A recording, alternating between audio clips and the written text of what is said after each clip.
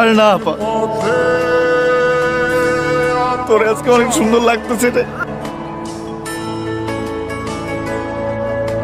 শুনছিলাম বাচ্চা হওয়ার সময় 21টা হাড্ডি ভাঙলে যেমন ব্যথা লাগে আর তো বেশি বেশি ব্যথা হয়। তুমি এত ব্যথা সইতেছো আর আমি তোমার পাশে নাই।